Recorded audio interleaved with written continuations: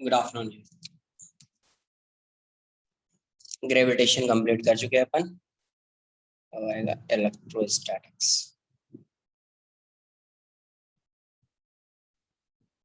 Lecture 1 discussion भी हो चुका है।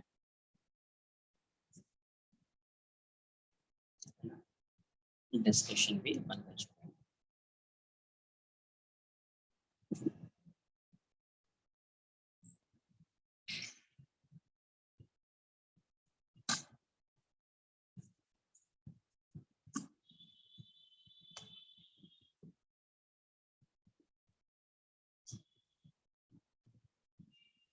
स्टार्ट करते हैं अपने। यहाँ से इलेक्ट्रोमैग्नेटिज्म स्टार्ट। कुछ भी डाउट्स है ग्रेविटेशन के डाउट्स है तो एक बार बता देना एक दिन कि सर एचसीवी का ग्रेविटेशन का डाउट्स है तो किसी एक इस वीक में किसी एक दिन डाउट लेक्चर में अपन डिस्कस कर लेंगे। बट ये जो नॉर्मल लेक्चर होगा वो नहीं है, उसके अलावा एक डाउट लेक्चर रख लेंगे। ठीक है, तो उसमें डिस्कस कर लेंगे। कल भी तो वो बताया था कि अगर कोई भी डाउट है एचसीवी में तो पूछ लेना सर, बोल देना कि सर डाउट है तो किसी दिन रख लेंगे। देखिए यहाँ पे जो इलेक्ट्रोस्टैटिक्स हो गया, इलेक्ट्रोस्टैटिक्स में एक ही चैप्टर आता है, इसके अंदर एक ही चैप्टर है बस। देखो इलेक्ट्रोस्टैटिक्स जो होता है, यहाँ से जो चैप्टर स्टार्ट होता है इलेक्ट्रोस्टैटिक्स, और आप ग्रेविटेशन को भी कंसिडर कर लीजिए और इलेक्ट्रोस्टैटिक्स, क्योंकि दोनों सिर्फ यहाँ पे चार्ज आएगा वहां पे मास आएगा, बाकी सब सेम ही होता है, मैक्सिमम सेम होता है, कुछ कुछ अलग होता है तो वो अपन डिस्कस करेंगे। वो हो गया ग्रेविटेशन, इलेक्ट्रोस्टैटिक्स और पूरा इलेक्ट्रोमैग्नेटिज्म, मतलब capacitor, current, electricity, magnetic effects of current, electromagnetic induction, AC, ये सब जो चैप्टर्स है इससे कम से कम क्वेश्चन आएगा तो 20% क्वेश्चन आएगा मिनिमम। आना ही है, आएगा 20%। जेई एडवांस में आएगा क्वेश्चन मिनिमम 20%, ग्रेविटेशन से लेकर ऑल्टरनेटिव करंट। हाँ, एनसीईआरटी का फर्स्ट पार्ट, एनसीईआरटी का फर्स्ट। देखते हैं इलेक्ट्रो, ऑलमोस्ट उससे भी वही 15 to 20% के अप्रॉक्स होता है, बट क्वेश्चन सॉल्व होने की प्रोबेबिलिटी मैक्सिमम इसमें होती है। वहां पे भी होगा बट इसमें जो है ना क्वेश्चन सॉल्व हो जाएगा। वहां पे भी कहाँ तक होता है नॉर्मली, अगर तुमने सेंटर ऑफ मास और मैग्नेटिज्म सब कुछ है, सेंटर ऑफ मास और रोटेशनल डायनामिक्स अच्छे से पढ़ा है तो उसका क्वेश्चन होगा, वरना अगर तुमने सही से नहीं पढ़ा है, सही टाइम नहीं दिया है, क्वेश्चन का प्रैक्टिस नहीं किया तो वर्क पावर एनर्जी तक ही तुमसे सॉल्व हो पाएगा, वरना नहीं। ये चैप्टर जो है ग्रेविटेशन से रिलेटेड बताया था आपको, ग्रेविटेशन से रिलेटेड। काइनेमेटिक्स से कभी कभी बाई चांस एक क्वेश्चन आ जाए तो आ जाए, वरना काइनेमेटिक्स से डायरेक्टली कोई क्वेश्चन नहीं आता है। एक क्वेश्चन आ गया तो आ गया, बहुत है। वरना उसका यूज है ना, काइनेमेटिक्स का यूज तो करते हैं ना, पूरे फिजिक्स में करते हैं। V square equals to u square plus 2as लगा रहे हो, या v equals to ds by dt लिख रहे हो, तो काइनेमेटिक्स का यूज है ना, पूरे फिजिक्स में तो यूज करते ही है। तो डायरेक्टली क्वेश्चन एक आध क्वेश्चन कभी आ जाए, बट जनरली इसका यूज आता है तो वो किसी चैप्टर में कंबाइन करके पूछते हैं, डायरेक्टली नहीं पूछते। कभी कभी आ सकता है, मेन में एक आध क्वेश्चन आ सकता है ना, एक आध क्वेश्चन मेंस में आ सकता है। देखते हैं अपन इलेक्ट्रोमैग्नेटिज्म।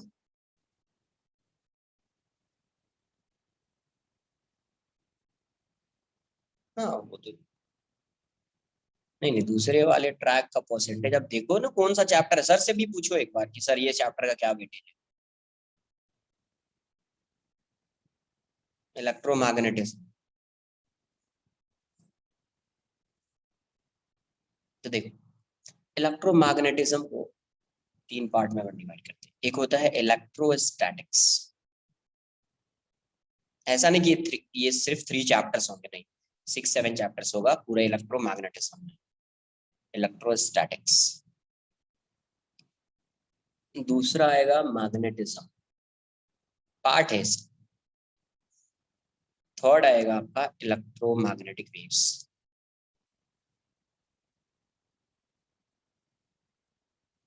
हाँ 10 चैप्टर होगा क्योंकि एक एक में दो दो है, इसीलिए 10 चैप्टर इलेक्ट्रोमैग्नेटिक वेव्स।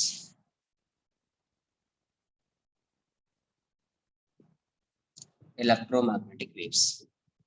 तो इलेक्ट्रोस्टैटिक में चार्ज की देखो, इलेक्ट्रो मीन्स होगा चार्ज, इलेक्ट्रो मीन्स चार्ज, यहाँ पे इलेक्ट्रॉन से रिलेट कर सकते हैं चार्ज। स्टैटिक्स मतलब रेस्ट, तो यहाँ पे चार्ज किसमें होता है, रेस्ट में होता है। इस केस में क्या होगा, charge is at rest, charge is at rest. Charge के मोशन के बेसिस पे इन सब पार्ट को डिवाइड किया, मतलब इलेक्ट्रोमैग्नेटिज्म को डिवाइड किया। तो इसमें क्या होता है, charge is at rest. Magnetism में क्या होगा, charge is moving with constant speed, charge is moving with constant speed. Constant speed बोला, वेलोसिटी नहीं। यहाँ पे जो होगा, charge is accelerating, charge is accelerating. Electromagnetic waves में क्या होता है, चार्ज एक्सेलरेट करता है। 10 लेक्चर्स तो लगेगा, मिनिमम 10, ज्यादा ही लगता है बट 10 इसलिए क्योंकि ग्रेविटेशन में डेरिवेशन कर चुके हैं, तो यहाँ पे उन सब में डेरिवेशन में टाइम नहीं जाएगा, देख लेते कितना लेक्चर लगता है वैसे, बट 10 से कम तो नहीं लगना चाहिए। तो इलेक्ट्रोस्टैटिक्स हो गया, मैग्नेटिज्म और इलेक्ट्रोमैग्नेटिक वेव्स। तो इसमें क्या होता है, चार्ज एक्सेलरेट करता है। यहाँ पे चार्ज की स्पीड कांस्टेंट होगी, स्पीड की बात कर रहे हैं, वेलोसिटी नहीं। यहाँ पे चार्ज रेस्ट में रहेगा, ठीक है। आगे वाले जो चैप्टर्स होंगे वो क्या क्या चैप्टर्स होगा एक बार लिखिए। इलेक्ट्रोस्टैटिक्स पहला चैप्टर पढ़ेंगे, फिर सेकेंड चैप्टर अपना आएगा कैपेसिटर्स या कंडेंसर्स। थर्ड अपन पढ़ेंगे current electricity, current electricity. Fourth chapter आएगा अपना magnetic effect of magnetic effects of current, current. Fifth आएगा एक और आता है classical magnetism, magnetism and matter करके होगा, क्लासिकल एनसीईआरटी में मैग्नेटिज्म एंड मैटर करके होगा एक चैप्टर। ये सिर्फ मेंस में है, क्लासिकल मैग्नेटिज्म सिर्फ किसमें, मेंस में, एडवांस में नहीं है चैप्टर। तो इसको बाद में पढ़ते हैं अपन, क्लासिकल मैग्नेटिज्म को बाद में पढ़ते हैं, इसके बाद नहीं पढ़ेंगे, लास्ट में पढ़ेंगे। EMI, electromagnetic induction, magnetic induction, EMI. उसके बाद का जो चैप्टर आएगा वो आएगा ऑल्टरनेटिंग करंट,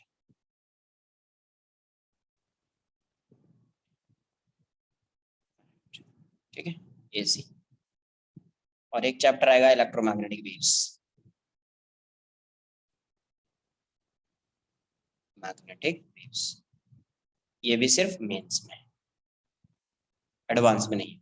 बाकी ये सब मेंस में भी है, पूरा चैप्टर मेंस में भी, एडवांस में भी। बट ये दो चैप्टर सिर्फ मेंस में, एडवांस में ये दो चैप्टर, ये पूरा चैप्टर मेंस में, बट ये दो चैप्टर जो है एडवांस में नहीं। तो ये किसका पार्ट है, ये है इलेक्ट्रोमैग्नेटिज्म, वो सेमीकंडक्टर अलग है। तो ये किसका पार्ट हुआ, इलेक्ट्रोमैग्नेटिज्म। तो अपन ये सब चैप्टर पढ़ेंगे, आज से स्टार्ट करेंगे, तो यहाँ से लेकर 4 मंथ्स तक यही चैप्टर चलता रहे, ठीक है, 4 मंथ्स तक यही चैप्टर चलता रहे।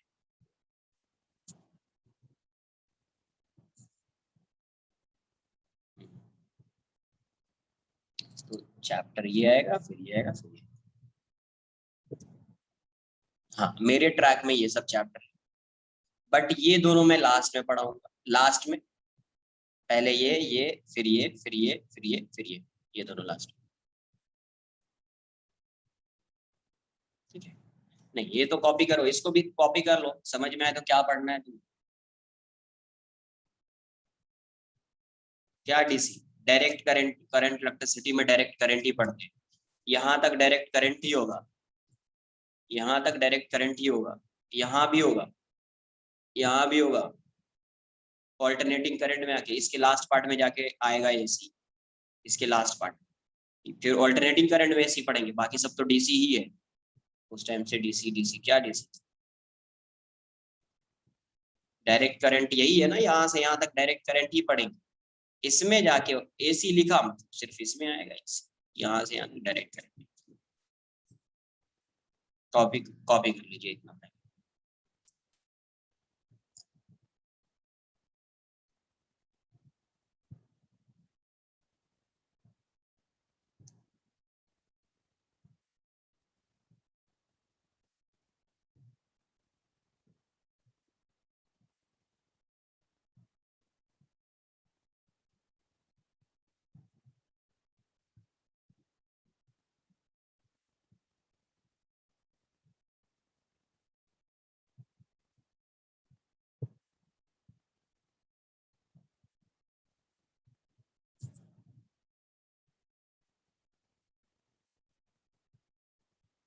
एक और चैप्टर जो अभी ग्रेविटेशन पढ़ा है उसको लगा के यहाँ से यहाँ तक, और इसको हटा दीजिए, इसको हटा दीजिए, बाकी एडवांस का पोर्शन रहेगा। मीन्स में ये दो चैप्टर भी इंक्लूड करना पड़ेगा आपको। तो ग्रेविटेशन से लेकर यहाँ तक 20% आएगा।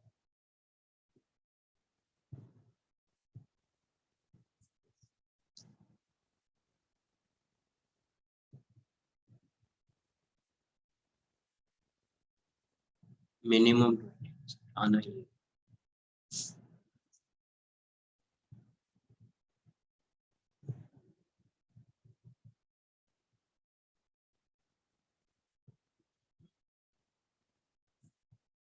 Modern physics second track, modern physics,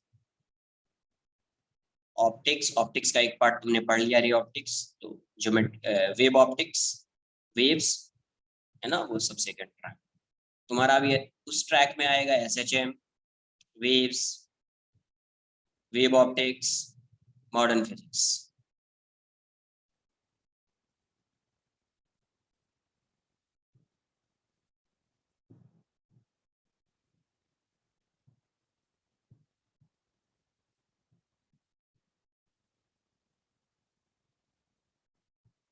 done. Modern physics तो थियरी टाइप तुमने पढ़ा भी होगा ना इसमें, केमिस्ट्री में। अब यहाँ से थोड़ा फास्ट नोट करना स्टार्ट कीजिए, नहीं तो अगर स्लो नोट करोगे तो फिर ये होगा कि मैं टाइम नहीं दूंगा नोट करने का, फिर नहीं तो फिर 4 मंथ्स की जगह पे 6 मंथ्स करा दोगे तुम ये सब। इलेक्ट्रोस्टैटिक्स, तो ये बेसिकली क्या है, study of charge at rest. ठीक है, study of charge, study of charge at rest, study of charge at rest. तो अब स्टडी ऑफ चार्ज है तो चार्ज को पहले जानना पड़ेगा कि चार्ज क्या होता है। चार्ज, तो ये चार्ज जैसे मास क्या होता है, किसी भी बॉडी की इनर्शियल प्रॉपर्टी होती है, वैसे ही चार्ज भी जो है किसी भी बॉडी की एक प्रॉपर्टी होती है। लिखेंगे it is the property of, it is the property of matter due to which it produces or experiences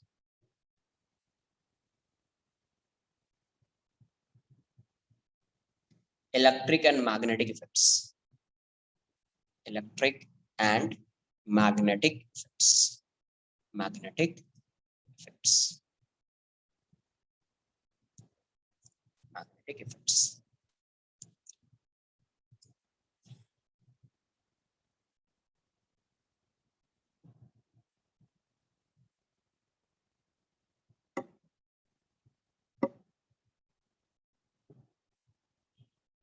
Study of charge at rest. It is the property of matter due to which it produces or experiences electric and magnetic effects.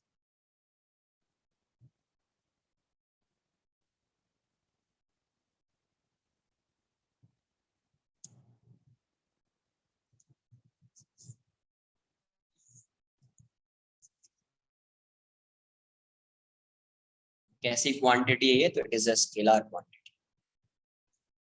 Charge is a scalar, तो charge में ही लिख रहे हैं अपन सब। It is a, charge को ऐसे star करके लिखना है ना, एबीसी के अंदर ये सब पॉइंट्स आएगा ये सब।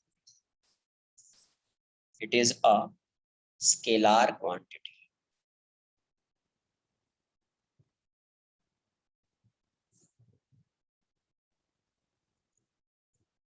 SI unit of charge, SI unit of charge. देखो ना एक बार कौन से बुकलेट में, वो तो एग्जैक्ट मॉड्यूल नंबर तो क्या बोल, फिफ्थ में होना चाहिए, 4 या 5th में देखना शायद।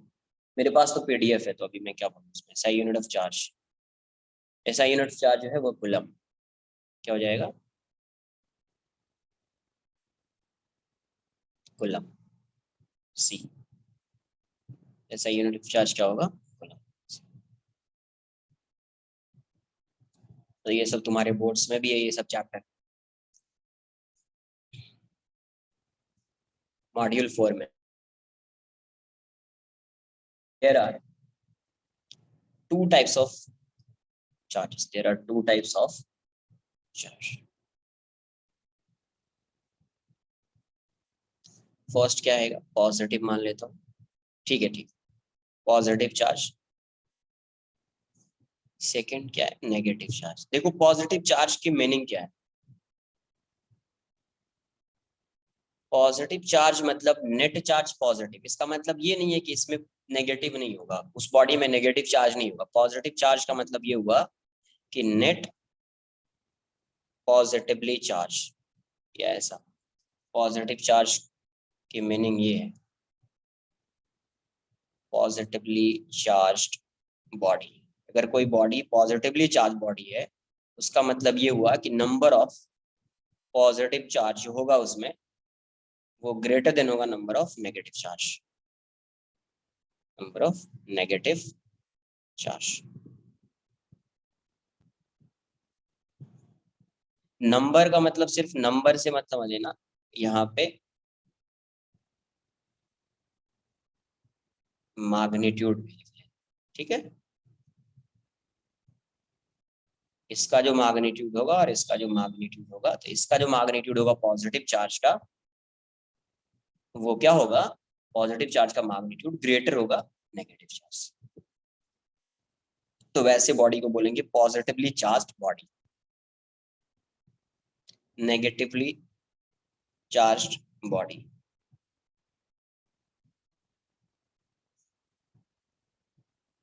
नेगेटिवली चार्ज बॉडी मतलब यहाँ पे नंबर ऑफ नेगेटिव चार्ज,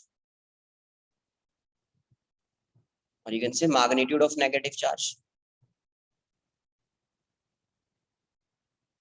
जो होना चाहिए वो ग्रेटर होना चाहिए नंबर ऑफ पॉजिटिव चार्ज से, पॉजिटिव चार्ज से। तो नेट चार्ज क्या हो जाएगा? यहाँ पे पॉजिटिव हो जाएगा, और यहाँ पे नेट चार्ज क्या हो जाएगा? नेगेटिव हो जाएगा। यहाँ पे नेट चार्ज नेगेटिव हो जाएगा। नेगेटिवली चार्ज बॉडी मतलब net charge negative, positively charge body मतलब नेट चार्ज पॉजिटिव। इसका मतलब ये नहीं कि वहां पे नेगेटिव पॉजिटिव चार्ज बॉडी है, पॉजिटिवली चार्ज बॉडी में नेगेटिव चार्ज नहीं होगा, होगा, बट नेट चार्ज क्या होगा? पॉजिटिव होगा। मतलब नंबर ऑफ नेगेटिव चार्ज या magnitude of negative charge is less than magnitude of positive charge, तो होगा पॉजिटिवली चार्ज बॉडी। वैसे ही negatively charge body,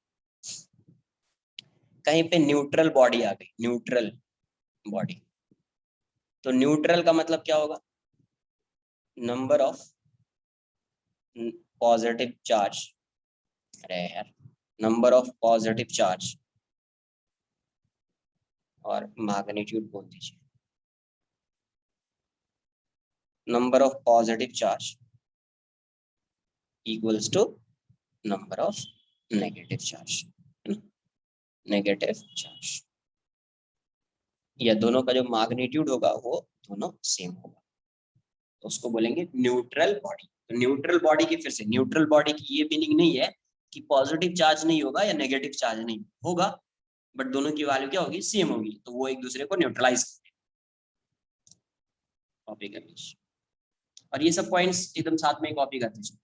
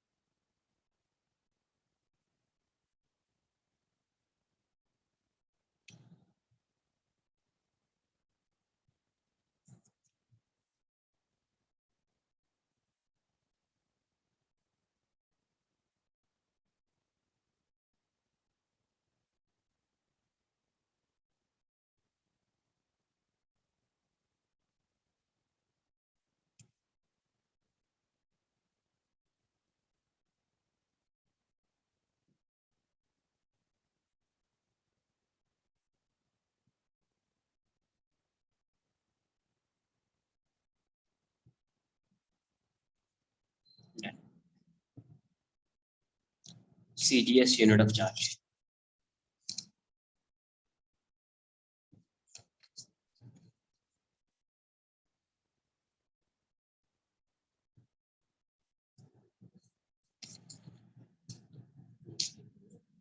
CGS unit of charge.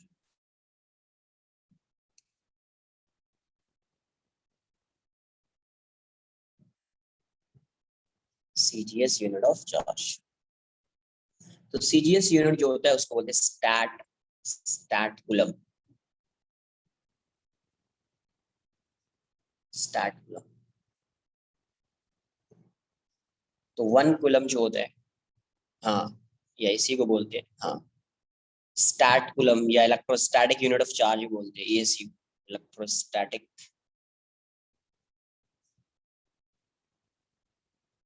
Unit of charge.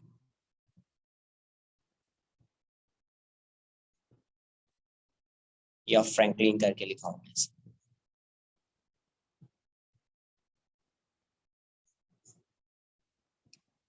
तो 1 coulomb जो होता है, 1 कूलम जो होता है वो होता है 3 into 10⁻⁹ ESU of charge, electrostatic unit of charge, ESU of charge, ESU of charge। या इसी को आप ऐसे बोल सकते हैं 3 into 10⁹ स्टैट कूलम।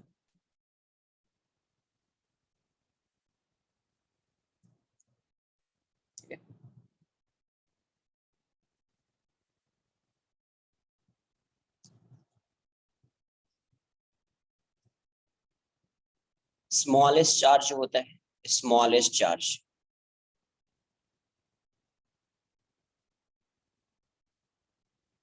वो होता है charge on 1 electron. Charge on 1 electron. Magnitude की बात कर रहे हैं तो प्लस माइनस ई के साथ लीजिए, और ई की वैल्यू क्या होगी 1.6 into 10⁻⁻19 coulomb. 1.6 into 10⁻⁻19 smallest charge. इससे भी स्मॉलेस्ट चार्ज होता है, हाँ, तो इससे भी स्मॉलेस्ट होता है, वही स्मॉलेस्ट जहां पे आता है उसको बोलते हैं क्वांटा।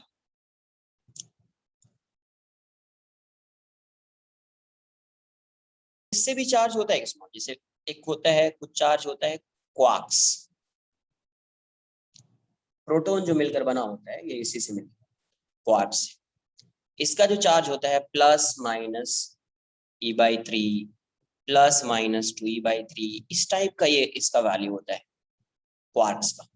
बट इसको स्मॉलेस्ट क्यों नहीं बोल रहे इस चार्ज को, क्योंकि इसकी वैल्यू तो E है, बट इसकी वैल्यू E/3 +-2E/3 है ना।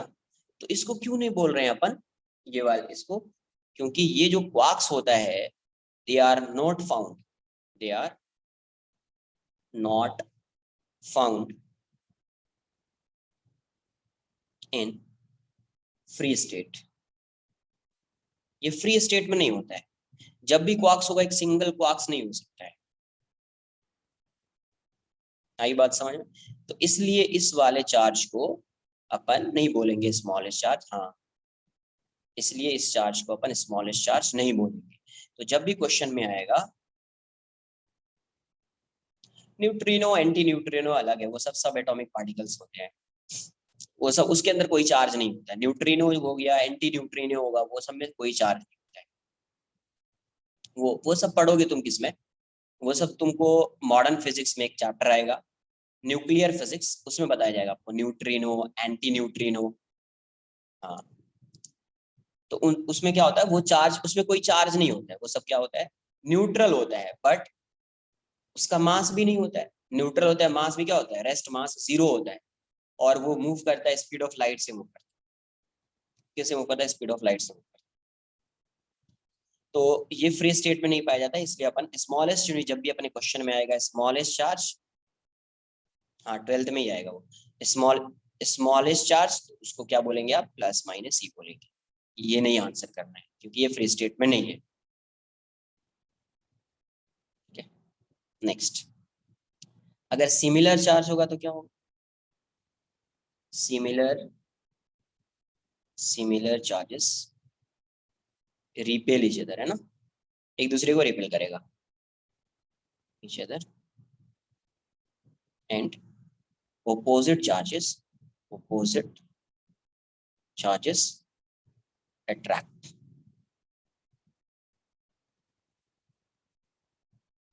कॉपी करते चलो साथ, टाइम नहीं दूंगा इन सबको कॉपी करने। अब लिखेंगे अपन properties of charge, properties of charge. ये सब भी था, लिख सकते थे इसको भी, बट इसको आपको लर्न कर लेना है सबसे पहले। फर्स्ट,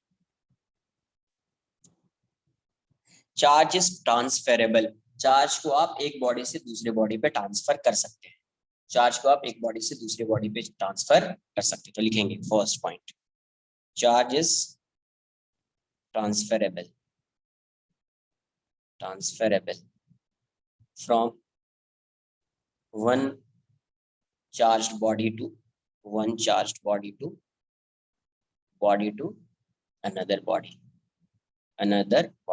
अब वो बॉडी या तो अनचार्ज होगी या चार्ज होगी, है ना, वो बॉडी चार्ज होगी या अनचार्ज होगी, तो आप चार्ज को ट्रांसफर कर सकते हैं। Second, charge is conserved.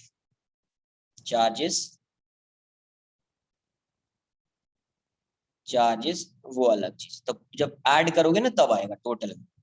सिर्फ ट्रांसफरेबल लिख दिया, ट्रांसफर कर सकते हैं। चार्जेस कंजर्व्ड, ये हमेशा क्या होता है, चार्ज कंजर्व। मतलब क्या, the charge of an isolated system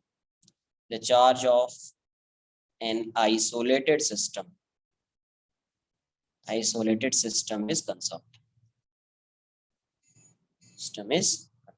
कोई भी आइसोलेटेड सिस्टम है तो उसका चार्ज हमेशा क्या होगा, कंजर्व। उसका चार्ज क्या होगा, कंजर्व। ऐसा नहीं कि चार्ज को आप क्रिएट या डिस्ट्रॉय नहीं कर सकते। It is possible to create और destroy charge particles, but it is impossible to create और destroy net charge. Net charge आप डिस्ट्रॉय या प्रोड्यूस नहीं कर सकते हैं, बट चार्ज पार्टिकल को आप डिस्ट्रॉय या प्रोड्यूस कर सकते हैं।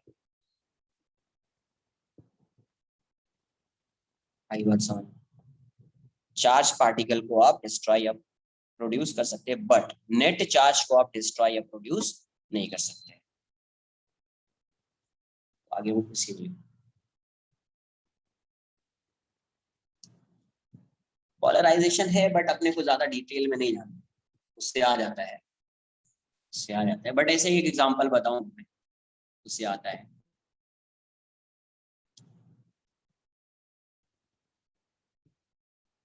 नहीं, कुछ नहीं, उसका कुछ नहीं है, बस सिर्फ आप उसको लिखोगे, ESU लिख दोगे या SC लिख दोगे। SC स्टेट कूलम है तो SC कहीं पे है ना, लिख दीजिए SC, समझ में आ जाएगा। Stat coulomb.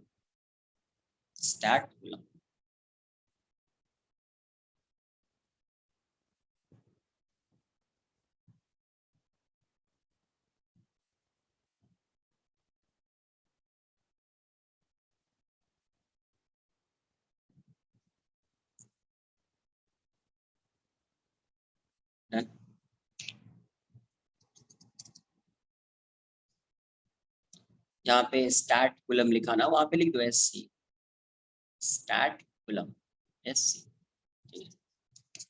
इसी में आगे पैराग्राफ चेंज करके लिखना है इसी में। फ्री स्टेट मतलब मूव कर सकता है, जैसे इसमें अगर इलेक्ट्रॉन होगा ना तो वो खुद से मूव कर सकता है, कोई भी कंडक्टर है उसमें इलेक्ट्रॉन होगा, वो खुद से मूव कर सकता है, वैसा फ्री स्टेट मतलब। It is possible to create और डिस्ट्रॉय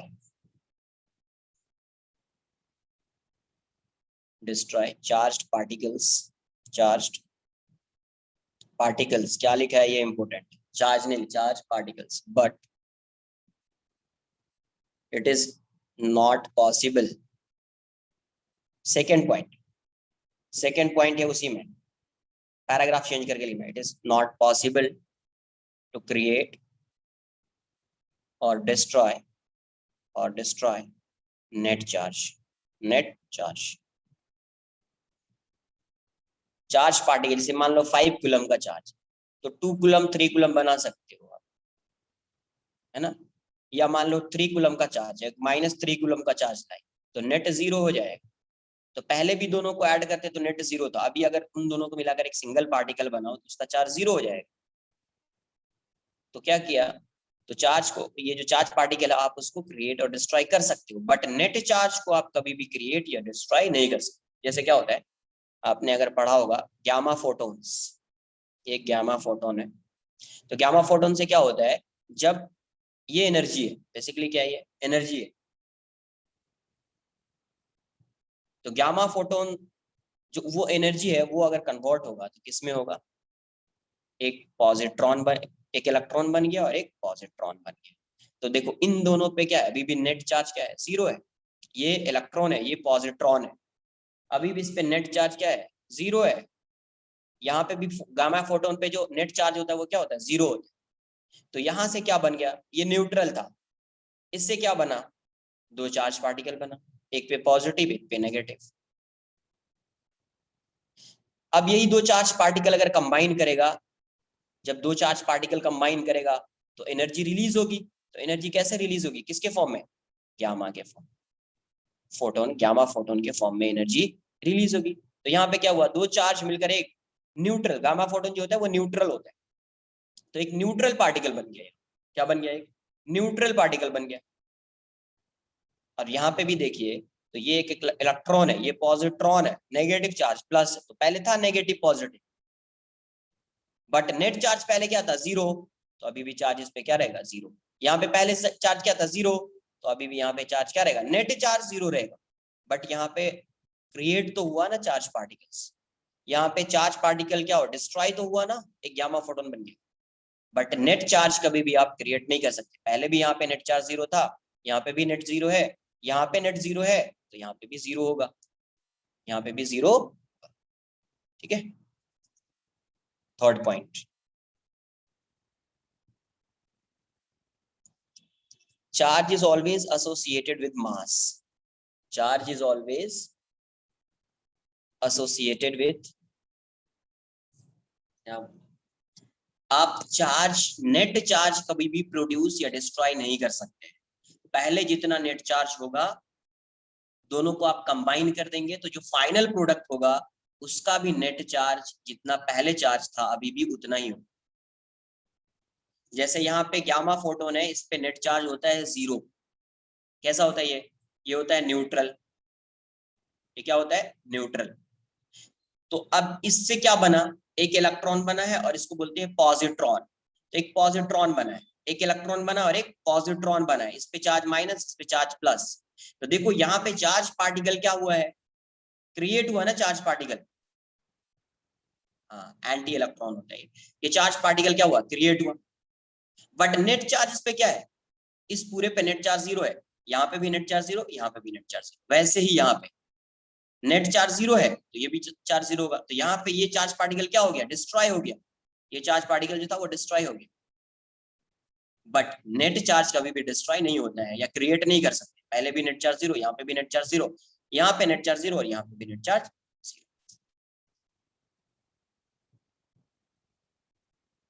यस, वही लिखा हुआ है sir, charge is always associated with mass, with mass। Charge जो होगा वो हमेशा मास से एसोसिएटेड होगा, जिसके पास मास नहीं होगा उसके पास चार्ज भी नहीं होगा। Charge is always associated with mass, that is charge can not exist without mass. जैसे गामा फोटोन लिया, तो गामा फोटोन का जो रेस्ट मास होता है वो होता है 0। गामा फोटोन का जो रेस्ट मास होता है वो क्या होता है, गामा फोटोन लो एग्जांपल के लिए, तो इसका जो रेस्ट मास होता है 0। तो इसका चार्ज भी, इस पे चार्ज भी क्या है, 0 है। मास नहीं होगा तो चार्ज भी नहीं होगा, मास नहीं होगा तो चार्ज भी नहीं होगा, है ना। बट इसका मतलब ये नहीं है कि अगर मास है तो चार्ज होगा ही, ये कंपलसरी नहीं है, समझो। चार्ज के लिए मास का होना कंपलसरी है, चार्ज के लिए मास का होना क्या है, कंपलसरी है? नहीं, कोई इक्वेशन नहीं। चार्ज के लिए मास का होना क्या है, कंपलसरी है। आई बात समझ में? बट जरूरी नहीं है कि किसी बॉडी पे मास है, कुछ मास है किसी बॉडी का तो उस पर चार्ज होगा ही। तो अपन क्या लिखेंगे यहाँ पे, ये आ गया, समझ में आना चाहिए, बट इसी के आगे हटा दीजिए, but mass can exist without charge, without charge, ठीक है। Fourth point, charge is quantized, charge is quantized, charge is quantized. Charge क्या होगा, क्वांटाइज्ड। नेट तो सही चल रहा है यार, एक बार खुद का भी नेटवर्क एक बार चेक कर लीजिए, है ना। नहीं हो रहा है तो फिर से लीव करके ज्वाइन कर लो। तो चार्ज इज क्वांटाइज्ड का मतलब क्या, जहां पे कोई भी फिजिकल क्वांटिटी की मिनिमम वैल्यू होगी ना, कोई भी फिजिकल क्वांटिटी उसकी कुछ मिनिमम वैल्यू आपको पता है, तो हमेशा वहां पे आएगा क्वांटाइजेशन। तो नेट चार्ज जीरो नहीं हो सकता है, हो सकता है ना, इसका मतलब नेट चार्ज जीरो हो सकता है ना, न्यूट्रल हो जाएगा वो बॉडी, क्या हो जाएगा, न्यूट्रल हो जाएगा ना, है ना। तो चार्ज इज क्वांटाइज्ड,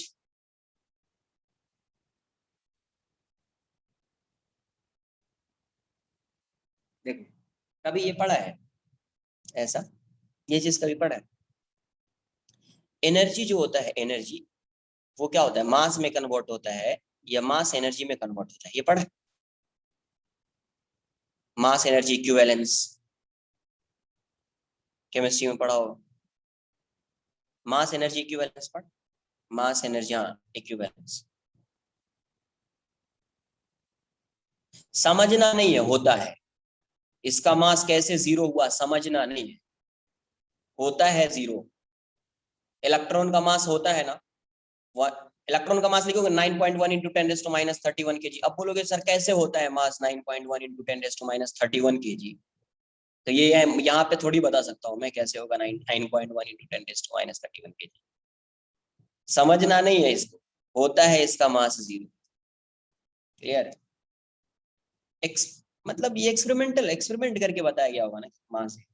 तो देखो मास एनर्जी इक्विवेलेंस होता है, क्या होता है, कहीं पे एनर्जी मास में कन्वर्ट हो जाएगा और मास एनर्जी में कन्वर्ट हो जाएगा। जैसे सन है, सन से एनर्जी आ रही है, इसका मतलब सन का मास क्या हो रहा होगा, डिक्रीज हो रहा, सन का मास क्या हो रहा होगा, डिक्रीज हो रहा होगा।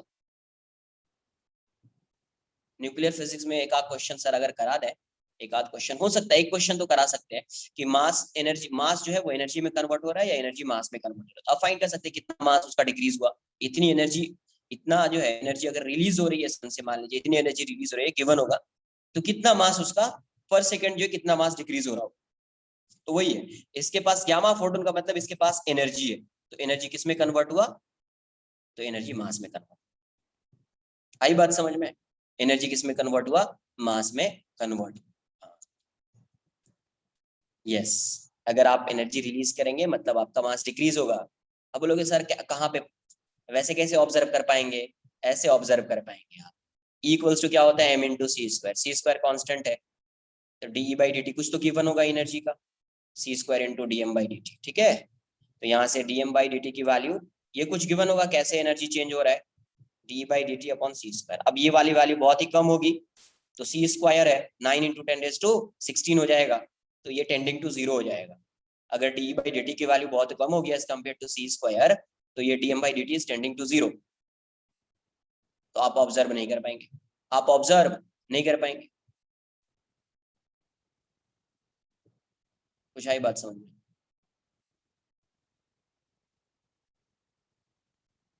चार्ज इज क्वांटाइज्ड, लिखो इसको पहले। तो चार्ज जब भी होगा किसी भी ऑब्जेक्ट पे, वो हमेशा इंटीग्रल मल्टीपल ऑफ ई होगा, integral multiple of plus minus ही बोल दीजिए, integral multiple of plus minus integral multiple या इंटीग्रल मल्टीपल ऑफ ई बोल दीजिए। तो जब भी होगा चार्ज किसी भी बॉडी पे 1e 2e 3e 4e 5e 6e plus minus 1e plus minus 2e plus minus, direct ऐसा बोल दीजिए। हमेशा इंटीजर आएगा प्लस या माइनस में, बट जब भी आएगा किसी भी बॉडी पे चार्ज वो हमेशा क्या आएगा, इंटीजर आएगा। तो लिखेंगे the charge on any object is always an integral multiple of integral multiple of e। Charges quantize का मतलब क्या होगा, हमेशा इंटीग्रल मल्टीपल होगा। जहां पे क्वांटाइजेशन आएगा, कोई भी फिजिकल क्वांटिटी का क्वांटाइजेशन आएगा, मतलब वो integral multiple of smallest value of that physical quantity होगा। क्या होगा, integral multiple of smallest value of that physical quantity. तो Q की वैल्यू हो जाएगी आपको प्लस माइनस एन। Q की वैल्यू क्या हो जाएगी, plus minus n, where n is 1 2 3 and so on।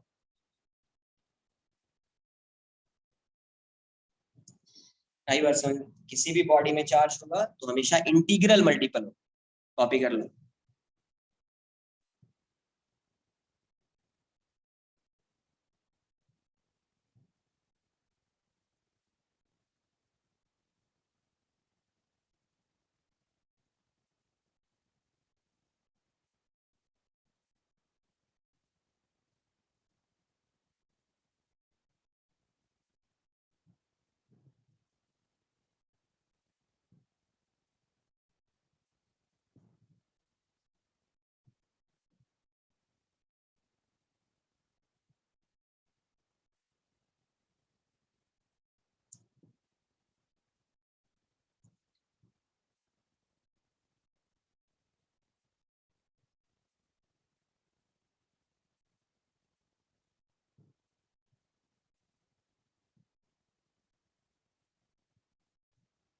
Atomic structure में यहाँ पे ये वाला तो होगा ना चार्ज, क्वांटाइजेशन ऑफ चार्ज।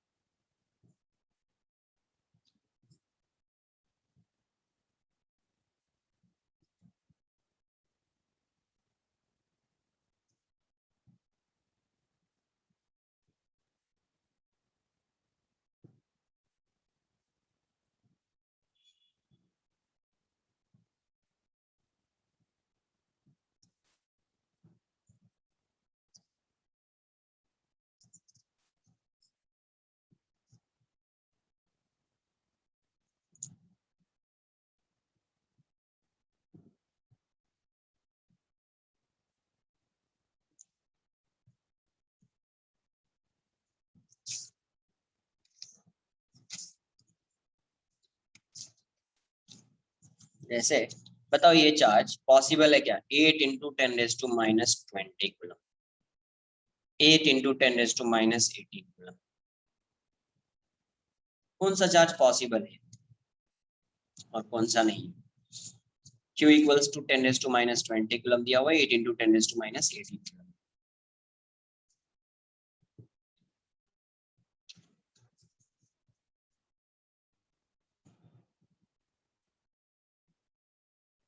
दोनों पॉसिबल है। Q की वैल्यू क्या होगी, N E, तो ये 8 इंटू 10⁻⁻20, N E की वैल्यू 1.6 इंटू 10⁻⁻19। तो N की वैल्यू यहाँ पे क्या आ जाएगी, 8 इंटू 10⁻⁻20 बाय 1.6 इंटू 10⁻⁻19। तो ये हो जाएगा 5 टाइम्स में जाएगा, ये 5 इंटू 10⁻⁻1 क्या आ गया 0.5। N इंटीजर थोड़ी है, N इंटीजर आया क्या, नहीं आया ना N इंटीजर, मतलब ये वाला चार्ज पॉसिबल नहीं है। Q equals to N, 8 into 10⁻18 equals to N into 1.6 into 10⁻19। तो n की वैल्यू कितनी हो जाएगी 8 इंटू 10⁻18 बाय 1.6 इंटू 10⁻19। ये हो जाएगा 5 इंटू 10⁻1 50। पॉसिबल है n 50 हो सकता है, पॉसिबल है। तो ये चार्ज पॉसिबल है, ये पॉसिबल नहीं है, ये पॉसिबल नहीं। Fifth point, charge is invariant. Charge is invariant. Charge is invariant का मतलब क्या है कि चार्ज जो है वो स्पीड पे डिपेंड नहीं करता। चार्ज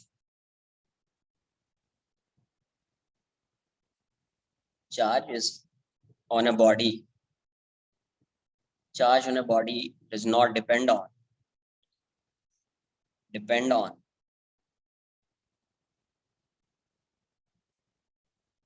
on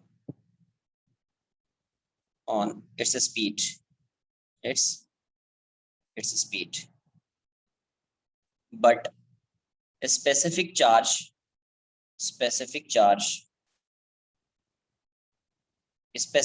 क्या होगा, चार्ज को Q से डिनोट करते हैं, तो Q बाई एम, कैपिटल या स्मॉल जो भी लिखना है, Q by m. Specific charge मतलब Q बाई एम। चार्ज को किससे रिप्रेजेंट करेंगे, Q से।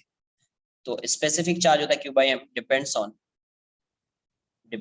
मास, डिपेंड्स ऑन स्पीड है ना। किस पे डिपेंड करेगा, स्पीड पे।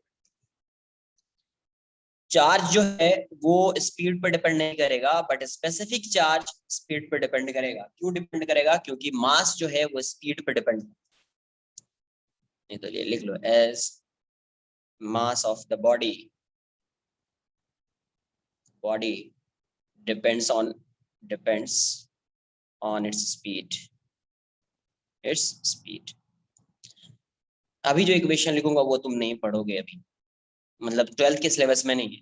अगर आप थियरी ऑफ रिलेटिविटी पढ़ा होगा तो उसमें देखोगे आप, थियरी ऑफ रिलेटिविटी का इक्वेशन है कैसे मास डिपेंड करता है स्पीड पे, कैसे डिपेंड करता है। तो m0 into 1 minus v square by c square होता है एक मास। इसको बोलते हैं डायनामिक मास या मास, और मास ऑफ द बॉडी या पार्टिकल एट स्पीड v, ये जो मास है m0, ये इसको बोलते हैं रेस्ट मास मतलब जब बॉडी रेस्ट में होगी तभी का मास। v जो है वो स्पीड ऑफ द बॉडी की स्पीड है, और c जो है वो स्पीड ऑफ लाइट। क्या है, स्पीड ऑफ लाइट, है ना। अगर आपकी स्पीड ऑफ लाइट के कंपेरेबल हो जाएगी, स्पीड क्या हो जाएगी, स्पीड ऑफ लाइट के कंपेरेबल हो जाएगी, तब मास जो है स्पीड के साथ आपका मास डिक्रीज होगा, सॉरी डिक्रीज नहीं, इंक्रीज होगा। ये वाली वैल्यू 1 से डिक्रीज होती जाएगी, तो पूरी वैल्यू जो है वो इंक्रीज हो जाएगी। पूरी वैल्यू क्या हो जाएगी, इंक्रीज हो जाएगी, है ना। अगर आपकी स्पीड ऑफ लाइट के कंपेरेबल है, तब इस केस में ये वाला डिनोमिनेटर इसी 1 से कम होगा, तो पूरी वैल्यू क्या हो जाएगी, m0 से ग्रेटर हो जाएगी। मतलब जब आप रेस्ट में रहोगे और मोशन कर रहे हो, तो जब आप मूव करोगे तो आपका मास क्या हो जाएगा, इंक्रीज हो जाएगा। मास क्या हो जाएगा, इंक्रीज हो जाएगा। मास किस पर डिपेंड करता है, मास जो है वो स्पीड पर डिपेंड करता है। इसीलिए स्पेसिफिक चार्ज जो होगा, जो Q बाई एम बोल रहे हैं अपन, कहीं आएगा तो करेंगे अपन, ये सब बेसिक्स है, क्वेश्चन तो नहीं कर रहे हैं अभी, जहां पे आएगा अपन देखेंगे। तो स्पेसिफिक चार्ज जो डिपेंड करेगा वो किस पे डिपेंड करेगा, स्पीड पे डिपेंड करेगा, बट चार्ज जो है वो स्पीड पे डिपेंड नहीं करता है। ठीक है, कॉपी कर लो।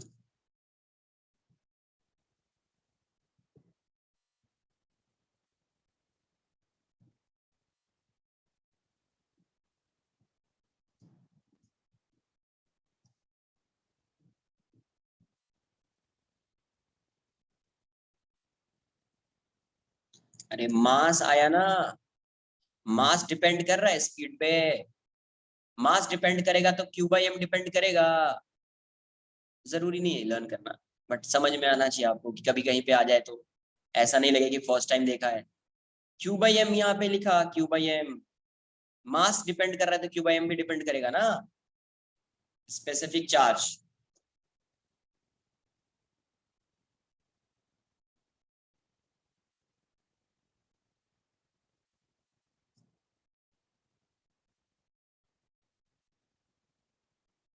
कहाँ से हो सकता है तुम ही बताओ ना, हो सकता है क्या?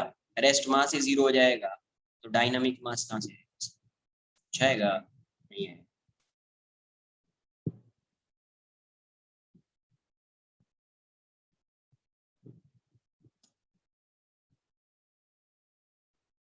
थियरी ऑफ रिलेटिविटी का है, आपको नहीं पढ़ना।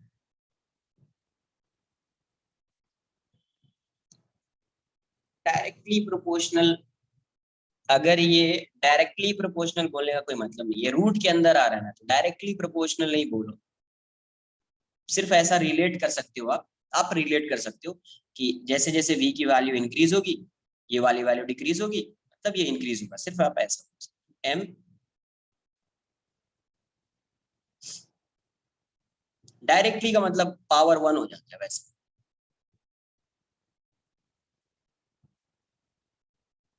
डायरेक्टली का मतलब जैसे अगर कहीं पे लिख दिया a is directly proportional to v, तो a equals to some constant into v हो जाएगा, v का पावर स्क्वायर वैसा नहीं आएगा।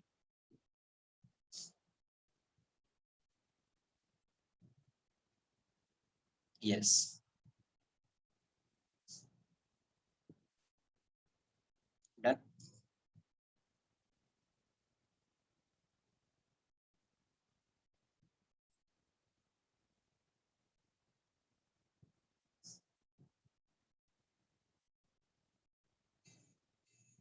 तो चार्ज अनडिफाइंड हो जाएगा, वहां पे आप चार्ज को डिफाइन नहीं कर पाएंगे। v इक्वल्स टू c हो गया तो वहां पे आप चार्ज को डिफाइन नहीं कर पाएंगे।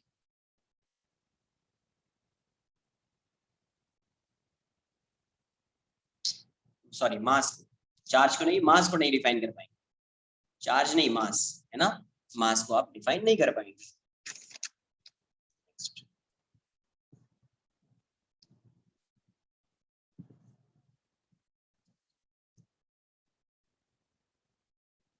क्लासिफिकेशन ऑफ ऑब्जेक्ट्स और सब्सटेंस।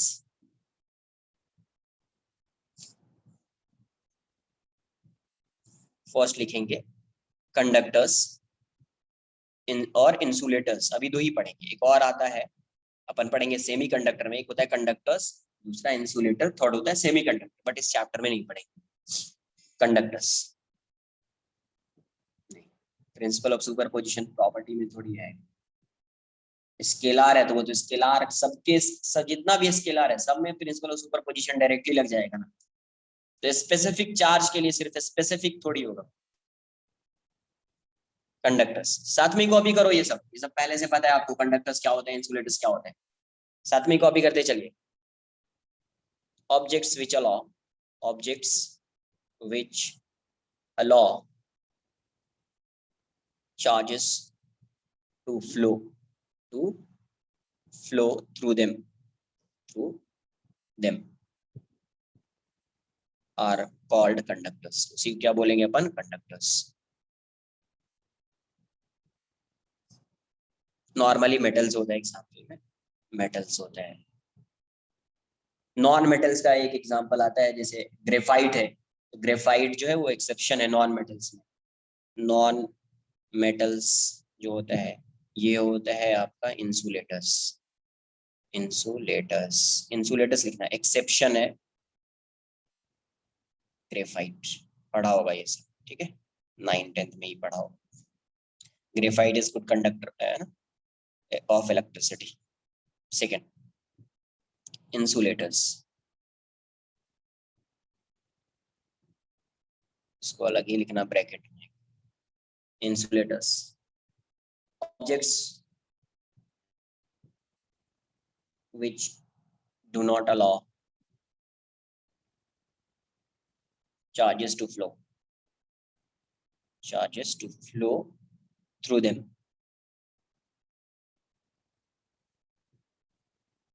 through them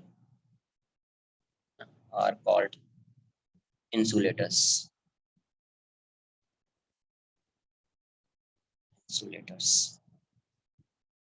नेक्स्ट लिखेंगे मेथड ऑफ चार्जिंग, साथ में कॉपी करते चलिए इसका, method of charging.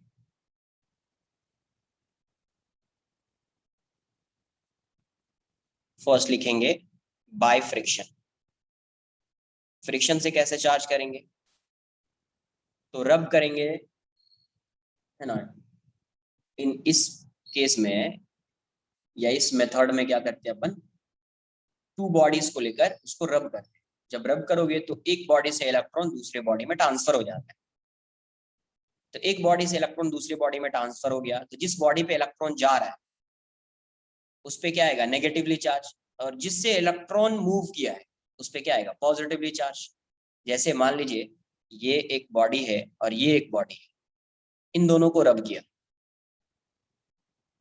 A B, ठीक है, रब किया तो सपोज ए से भी एक इलेक्ट्रॉन मूव कर गया, ए से भी एक इलेक्ट्रॉन मूव कर गया, तो यहाँ से क्या आएगा, ए ए पे एक इलेक्ट्रॉन क्या हो गया, पहले से कम हो गया, प्लस हो जाएगा, और बी क्या हो जाएगा, माइनस हो जाएगा।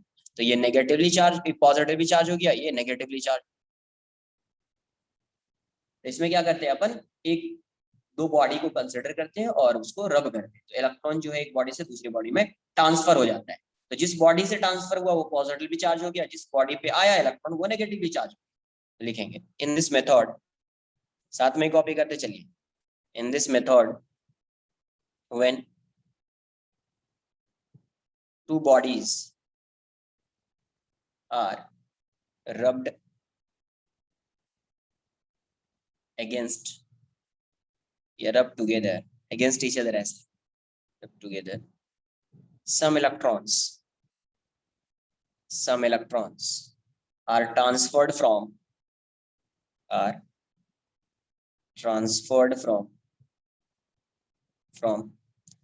one body to other. तो क्या होगा, as a result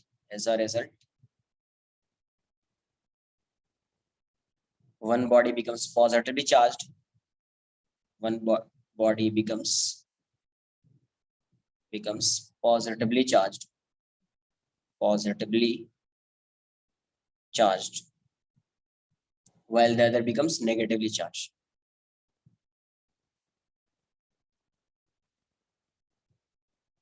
Becomes negatively charged. ठीक है, कॉपी कर लीजिए।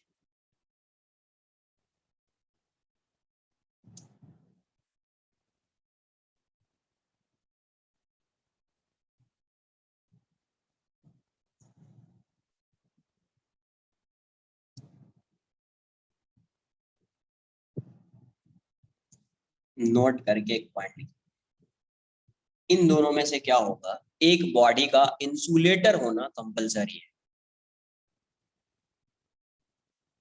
एक बॉडी का इंसुलेटर होना क्या है, कंपलसरी है, वरना फ्रिक्शन से आप कभी भी बॉडी को चार्ज नहीं कर पाएंगे।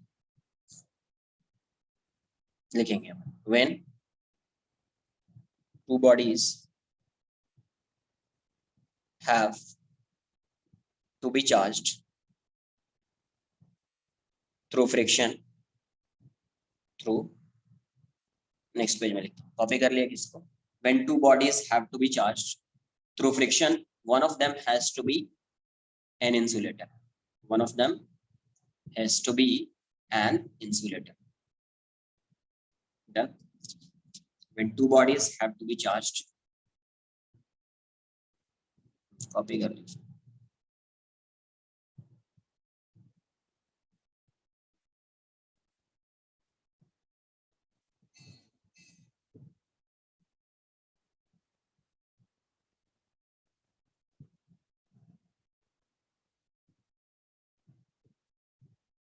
एक बॉडी का होना ही, वन ऑफ देम, एक होगा ही, एक होगा ही।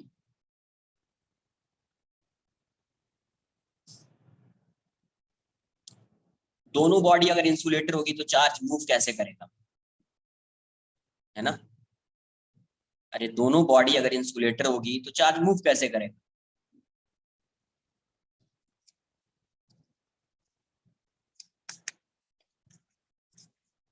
through friction,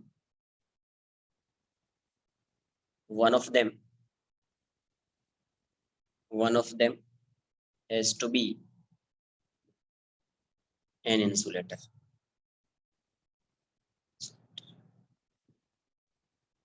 दोनों कंडक्टर है, सेम नेचर का है, कैसे चार्ज, कैसे इलेक्ट्रॉन ट्रांसफर होगा?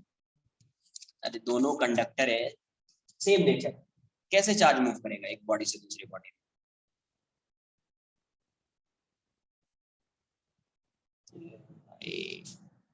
यहाँ ये एक बॉडी है, दूसरी बॉडी ये है, इसको रब किया तो ये मान लीजिए कंडक्टर है और ये इंसुलेटर है। रब किया तो इलेक्ट्रॉन यहाँ से यहाँ तो मूव कर सकता है ना यार। यहाँ पे फ्री इलेक्ट्रॉन्स नहीं है, इसमें तो फ्री इलेक्ट्रॉन्स है ना, तो यहाँ से इसके सरफेस पे नहीं आ सकता इलेक्ट्रॉन।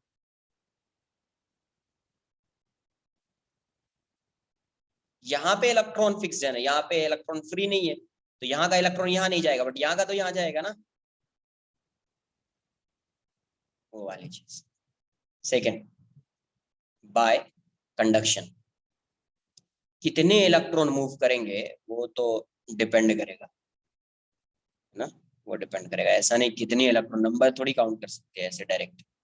बाय कंडक्शन, ये भी पूछ लो कितने टाइम में वो ट्रांसफर होगा, वो नहीं है कितने इलेक्ट्रॉन ट्रांसफर होंगे नहीं होंगे, वो तो देख के समझ में आएगा, लास्ट में आपको समझ में आएगा ना कितना इलेक्ट्रॉन यहाँ पे मूव किया है, स्टार्टिंग में आप थोड़ी समझ पाओगे। बाय कंडक्शन, ये दोनों कंडक्टर हो गया, सेम नेचर का हो गया, दोनों कंडक्टर है। तुम ये बताओ, दोनों कंडक्टर है, ये भी कंडक्टर ये भी कंडक्टर, तो क्या होगा? और दोनों न्यूट्रल है, दोनों कंडक्टर में दोनों क्या है, न्यूट्रल है। क्यों चार्ज मूव करेगा यहाँ से यहाँ पे, ये बताओ? न्यूट्रल है, स्टेबल कंडीशन में है।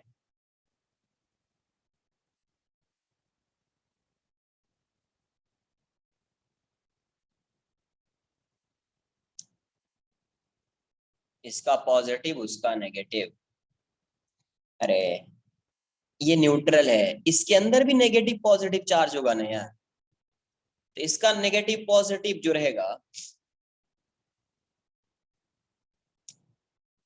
नहीं वो सब कुछ, इसका नेगेटिव पॉजिटिव जो चार्ज रहेगा, तो ये एक दूसरे को अट्रैक्ट नहीं कर रहा होगा, न्यूट्रलाइज नहीं कर रहा है। नहीं सर, इसका नेगेटिव इसके पॉजिटिव से अट्रैक्ट करेगा। अरे यहाँ पे पॉजिटिव है, डिस्टेंस भी तो मैटर करता है ना यार। बाय कंडक्शन, कंडक्शन में क्या होगा, एक बॉडी चार्ज, एक बॉडी क्या होगी, चार्ज। मान लेते हैं ये एक बॉडी है, मैंने ऐसा ड्रॉ कर दिया इसको। कंडक्शन, कंडक्शन में क्या होगी, एक बॉडी जो होगी वो चार्ज है ना, और एक जो होगी ये चार्ज, यहाँ पे प्लस चार्ज मान लेते हैं, ये कंडक्टर है, चार्ज, चार्ज बॉडी है, और एक जो है वो अनचार्ज है, ये क्या है, अनचार्ज। ये भी कंडक्टर है बट अनचार्ज, ये चार्ज है और ये क्या है, अनचार्ज। ये चार्ज है और ये अनचार्ज। अब इन दोनों को एक दूसरे के कांटेक्ट में लाए, ये पॉजिटिव का मतलब ऐसा नहीं कि यहाँ पे नेगेटिव नहीं है, but number of positive charge is greater than number of negative charge, है ना। जब ये एक दूसरे के कांटेक्ट में आएगा तो क्या होगा, यहाँ पे पॉजिटिव है, तो ये पॉजिटिव जो एक्स्ट्रा पॉजिटिव चार्ज है, इस पे जो एक्स्ट्रा पॉजिटिव चार्ज है, वो एक्स्ट्रा पॉजिटिव चार्ज इसके नेगेटिव चार्ज को अट्रैक्ट करेगा। जो एक्स्ट्रा पॉजिटिव चार्ज है वो इसके नेगेटिव चार्ज को अट्रैक्ट करेगा। तो जब ये नेगेटिव चार्ज को अट्रैक्ट करेगा इस साइड, तो इस side number of positive charge decrease हो जाएगा। तो यहाँ पे पहले ये न्यूट्रल था, तो इससे कुछ नेगेटिव चार्ज इस साइड गया, तो जितना नेगेटिव जाएगा उतना ही पॉजिटिव यहाँ पे आएगा। फिर दोनों को क्या कर दिया, सेपरेट कर दिया, दोनों को सेपरेट कर दिया। तो यहाँ पे पॉजिटिव और यहाँ पे भी पॉजिटिव। अच्छा, ये बात समझ, ये चार्ज कंडक्टर है, ये अनचार्ज कंडक्टर। तो अभी जब इसको इसके कांटेक्ट में लाएंगे, इसको इसके कांटेक्ट में लाएंगे तो क्या होगा, इस पे जो एक्स्ट्रा, ये क्या एक्स्ट्रा पॉजिटिव चार्ज है, तो ये एक्स्ट्रा पॉजिटिव चार्ज इसके नेगेटिव चार्ज पर अट्रैक्ट करेगा। तो जितना नेगेटिव इस साइड आएगा उतना यहाँ पे पॉजिटिव आ जाएगा, उतना यहाँ पे क्या आ जाएगा, पॉजिटिव आ जाएगा। तो जितना नेगेटिव इस साइड आया उतना यहाँ पे पॉजिटिव आ गया, और इस साइड का पॉजिटिव थोड़ा रिड्यूस हो जाएगा क्योंकि नेगेटिव आया है, तो जितना नेगेटिव आया होगा उतना पॉजिटिव को वो न्यूट्रलाइज कर दिया होगा। अब इन दोनों को सेपरेट कर दीजिए, तो इस पे भी प्लस और इस पे भी प्लस, इस पे भी प्लस और इस पे भी प्लस।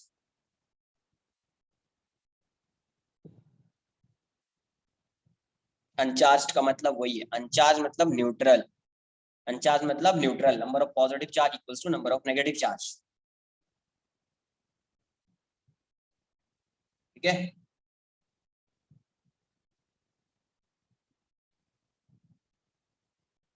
आई बात समझ में। और ये कब तक चार्ज फ्लो करता रहता है, मूव करता रहता है, जब तक दोनों का पोटेंशियल सेम नहीं हो जाता है। ये कब तक चार्ज फ्लो करता रहता है, जब तक दोनों का पोटेंशियल क्या होता है, सेम नहीं हो जाता है। एक बार पोटेंशियल सेम हो गया तो चार्ज फ्लो करना बंद कर देगा। लिखेंगे, when a charged body, when a charged body is in contact, is in direct contact, direct contact with an uncharged body charge, अरे न्यूट्रल भी बोला तो वही हो गया, न्यूट्रल का मतलब ये कोई चार्ज, अनचार्ज क्या, when a charged body is in direct contact with an uncharged body charge flows from from charge to uncharged, from charge to uncharged body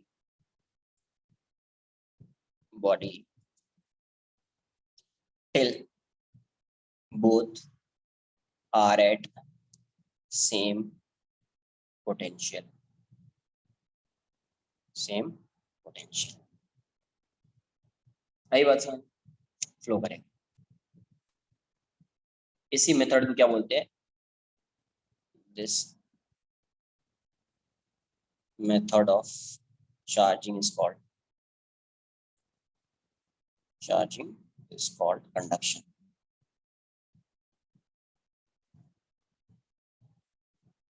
it's called conduction topic।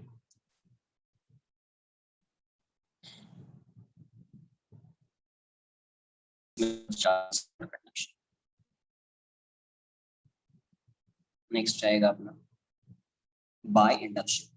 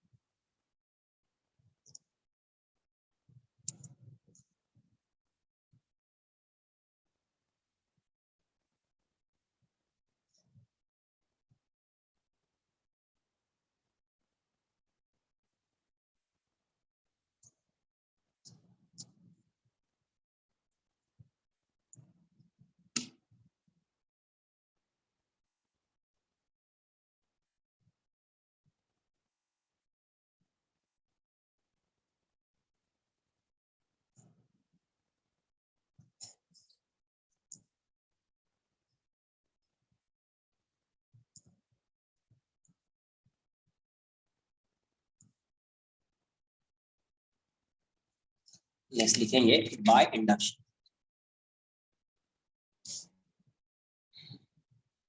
Third by induction.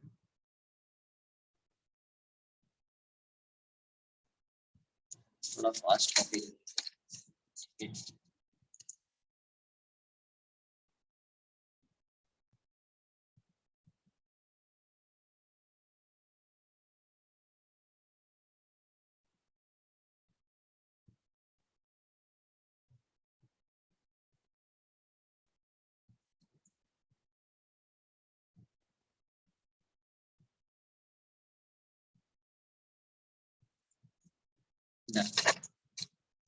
Bye induction. Induction में क्या होगा, यहाँ पे क्या है, एक conductor है uncharged, ये कंडक्टर है और ये अनचार्ज्ड, ठीक है, ये कंडक्टर है न्यूट्रल। अभी यहाँ पे क्या है, एक रॉड, मान लीजिए ये rod negatively charged, negatively charge rod, negatively charged rod, negatively charge rod. तो जब आप कंडक्टर के आसपास लाओगे इसको, नेगेटिवली चार्ज रॉड को, तो ये नेगेटिव चार्ज इस कंडक्टर के पॉजिटिव चार्ज को अट्रैक्ट करेगा, तो इस साइड पॉजिटिव चार्ज आ जाएगा, इसके इस साइड पॉजिटिव चार्ज आएगा। तो जितना इस साइड पॉजिटिव चार्ज आएगा उतना ही इस साइड नेगेटिव रहेगा, उतना ही इस साइड क्या रहेगा, नेगेटिव रहेगा। तो ये चार्ज क्या करे, ये क्या करेगा, ये पॉजिटिव चार्ज, ये पॉजिटिव चार्ज क्या करेगा, इसके पॉजिटिव चार्ज को ये अट्रैक्ट करेगा, इसके पॉजिटिव चार्ज को ये क्या करेगा, अट्रैक्ट करेगा। तो यहाँ पे पॉजिटिव आ जाएगा और इस साइड जितना पॉजिटिव होगा उतना ही नेगेटिव इंड्यूस होगा। अब क्या किया, इस साइड अर्थ कर दिया। इलेक्ट्रोस्टैटिक्स में कहीं पे ऐसा दिखेगा, इसका मतलब होता है अर्थिंग। इसको आगे डिटेल में पढ़ते हैं अपन, ठीक है, अर्थिंग। तो अर्थ कर दिया, तो अर्थ क्या होता है, infinite source and sink of charge. मतलब अर्थ में कितना भी चार्ज अर्थ से मूव कर रहा है या अर्थ में मूव कर रहा है, उसका पोटेंशियल चेंज नहीं होता है, उसकी एनर्जी चेंज नहीं होती। तो ये अर्थ कर दिया, तो अर्थ कर दिया तो अब या तो नेगेटिव चार्ज इस साइड फ्लो करेगा या यहाँ से पॉजिटिव चार्ज इस साइड फ्लो करेगा। तो इस साइड जैसे फ्लो करेगा तो इस साइड जो नेगेटिव है उसको वो न्यूट्रलाइज करने की कोशिश करेगा, तो कुछ चार्ज को वो न्यूट्रलाइज कर देगा, कुछ चार्ज को क्या करेगा, यस, कुछ चार्ज पे क्या करेगा, न्यूट्रलाइज कर देगा। तो जैसे ये न्यूट्रलाइज करेगा वैसे ही आप अर्थिंग को हटा दीजिए।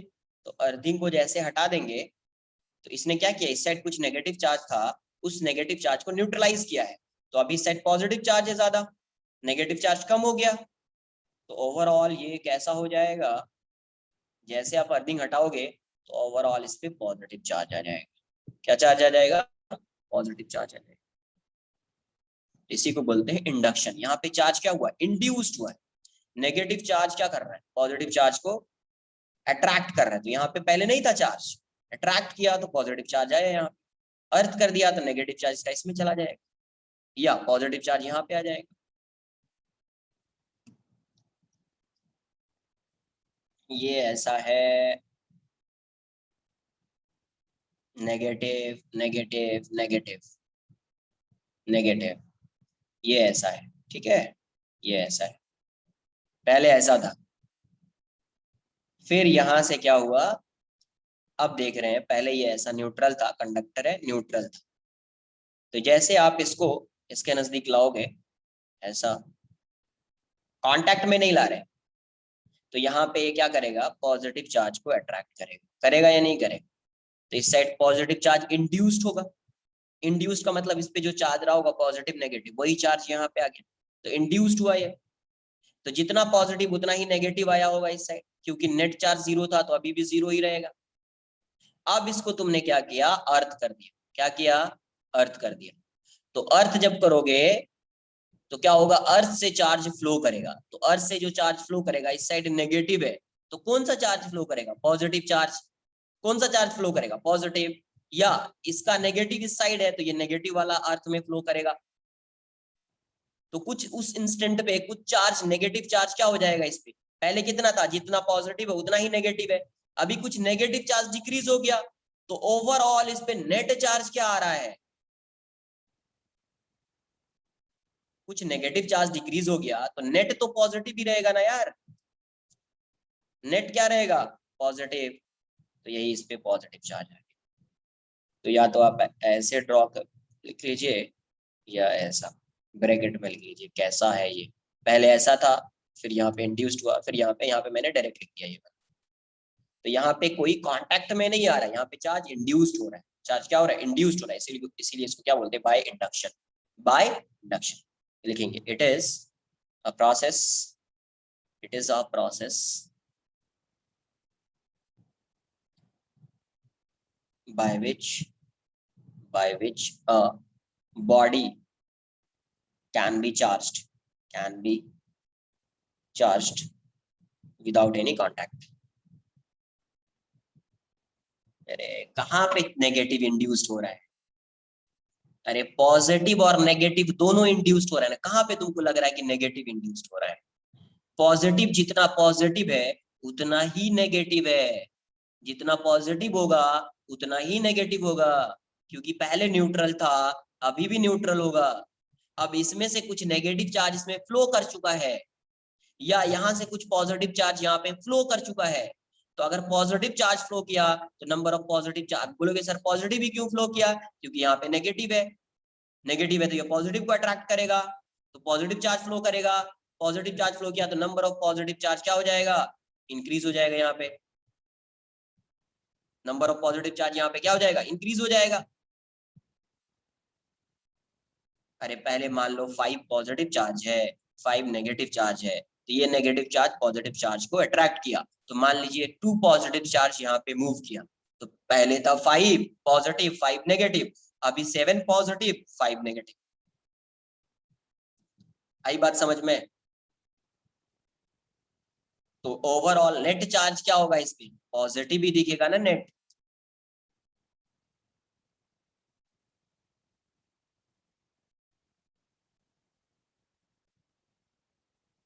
अगर आपको इसको नेगेटिवली चार्ज बनाना है तो आप क्या कीजिए, इसको अर्थ इस साइड कर दीजिए, इसको अर्थ इस साइड कर दीजिए, या पॉजिटिव लाइए, यहाँ पे नेगेटिव इंड्यूस्ड होगा, यहाँ पे पॉजिटिव इंड्यूस्ड होगा, इस साइड अर्थ कर दीजिए।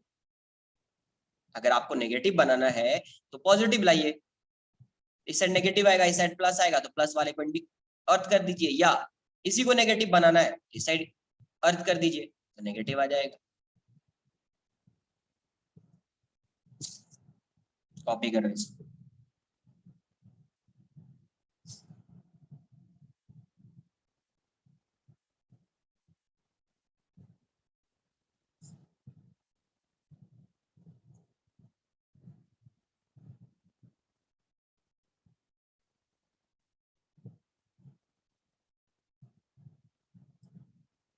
तो यहाँ पे कोई contact can be charged without any contact, without any contact. It is a process, it is a process of charging, and actually it is a process of charging by which a body can be charged without any contact. Process of charging.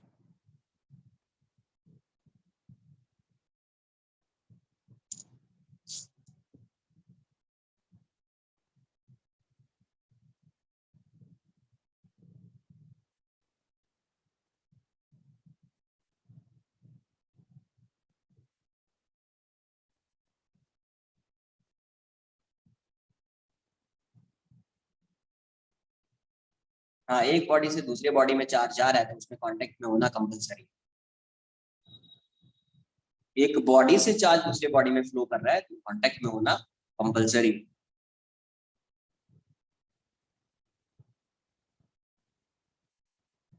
Done.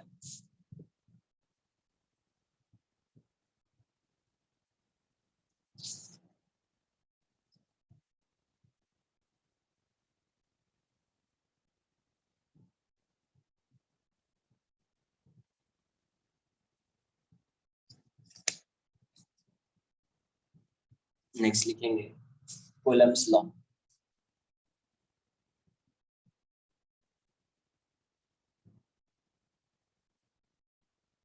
Coulomb's law, Coulomb's law. तो Coulomb's law क्या होगा? जैसे अपने पढ़ा था universal law of gravitation, same वैसा है। यहाँ पे 2 पॉइंट चार्ज होना चाहिए। क्या होना चाहिए? Point charge. फिक्स्ड है, ये भी फिक्स्ड है, और इसके बीच का सेपरेशन क्या है? आर। अगर ये प्लस मैं मान लेता हूँ, ये प्लस है, तो ये इस पे फोर्स लगाएगा और ये फोर्स इस पे लगाएगा। क्यों लगाएगा? क्योंकि इस चार्ज की वजह से यहाँ पे फील्ड आएगी और इस चार्ज की वजह से यहाँ पे फील्ड आएगी। तो वो फील्ड इस पे फोर्स लगाएगा, और इसकी वजह से जो यहाँ पे जो फील्ड होगा वो फील्ड इस पे फोर्स लगाएगा। अगर दोनों सेम चार्ज है तो फोर्स फोर्स जो होगा वो रिपल्सिव हो जाएगा। दोनों अगर ऑपोजिट चार्ज होता तो फोर्स अट्रैक्टिव हो जाता। तो ये प्लस है, ये भी प्लस है, तो इसकी वजह से फोर्स इस side, force on two due to one, और इसकी वजह से फोर्स इस side, force on one due to two. अगर ये चार्ज ऐसा होता, मान लीजिए प्लस Q1 माइनस Q2, दोनों को फिक्स कर दिया है, सेपरेशन R है, ये भी फिक्स्ड है। तो अभी दोनों अपोजिट चार्ज है, तो अट्रैक्टिव फोर्स लगेगा, यहाँ पे फोर्स आएगा, force on one due to two, इस पे फोर्स इस साइड लगेगा, force on two due to one.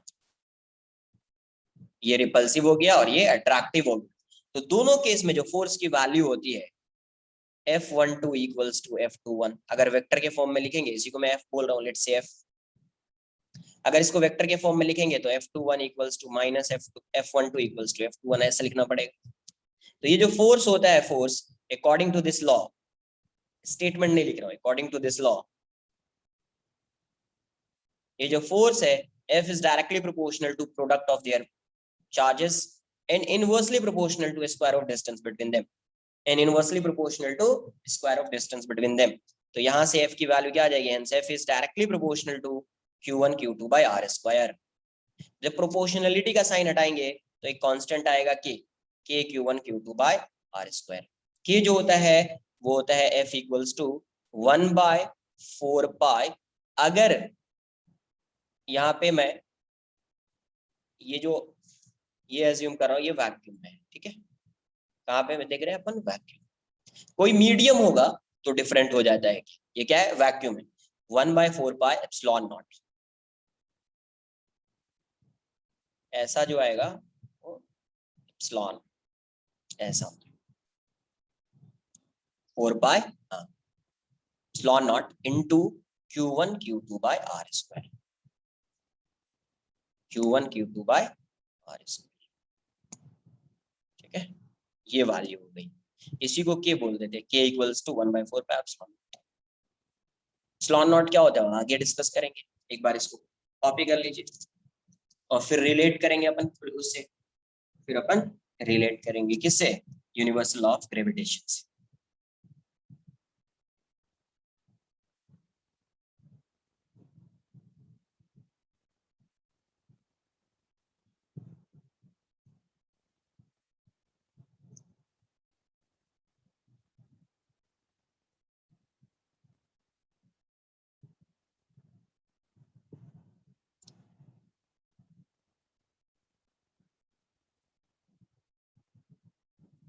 तो यहाँ पे क्या है, रिपल्सिव है, रिपल्सिव फोर्स है, और यहाँ पे कैसा है, अट्रैक्टिव है, अट्रैक्टिव फोर्स। दोनों का मैग्नीट्यूड सेम है, दोनों का डायरेक्शन अपोजिट है। ये जो दोनों फोर्स है ये टू डिफरेंट बॉडीज पे एक्ट कर रहा है, और वो एक लाइन ज्वाइनिंग बिटवीन देम उसी के अलोंग है। इसका मतलब ये फोर्स कैसा होगा, एक्शन रिएक्शन पेयर फोर्स, है ना। कॉपी कर लीजिए इतना पहले।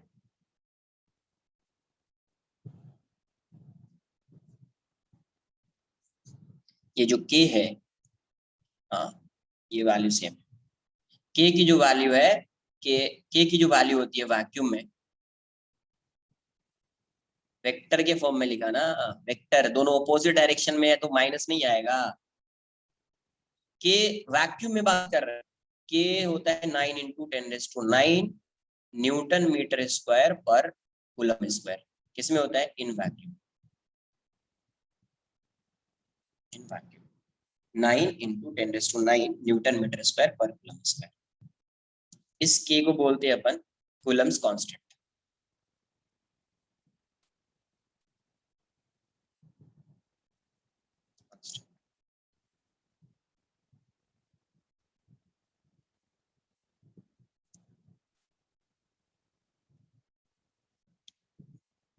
ये वाला ना, हाँ, F12 equals to minus F21 minus F2, वो तो होगा ही ना, दोनों सेम डायरेक्शन, दोनों अपोजिट डायरेक्शन में F12 और F2। ओके, वो तो समझ में आ गया ना, दोनों ऐसा ही होना चाहिए, दोनों सेम में, कि F12 मैं क्यों लिखूंगा, F12 मैं क्यों लिखूंगा, है ना।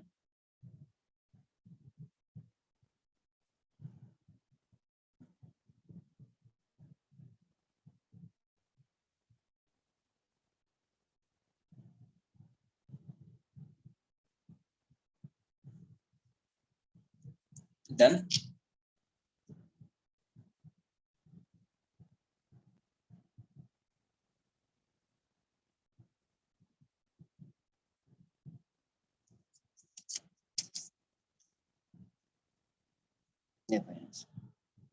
साथ में ही कॉपी करना, कुछ है नहीं।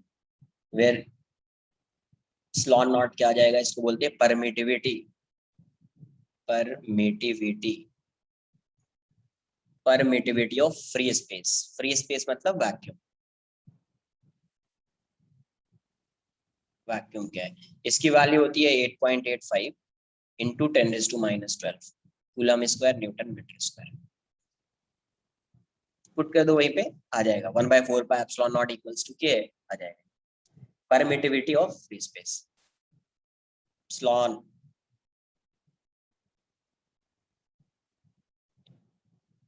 स्लॉन नॉट है, नॉट मतलब ये तो एप्सिलॉन है, EPSILON।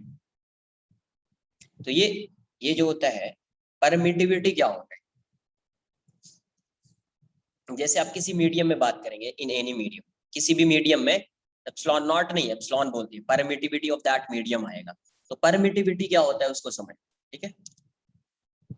तो परमिटिविटी थोड़ा सा बेसिक्स जानना है बस, और कुछ नहीं। परमिटिविटी जो है इसका इफेक्ट होता है फील्ड पे होता है। परमिटिविटी इसका इफेक्ट किस पे आता है, इलेक्ट्रिक ग्रेविटेशनल इलेक्ट्रिक फील्ड पे आएगा, तो उसके अकॉर्डिंग वो फोर्स लगेगा। तो लिखेंगे तो permittivity of a medium, of a given medium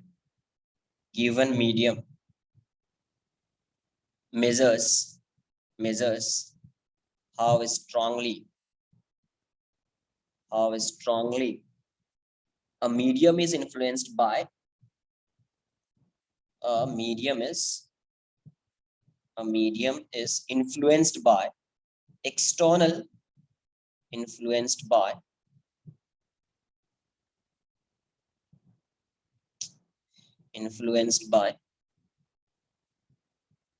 क्या लिख दिया मैंने, influenced by external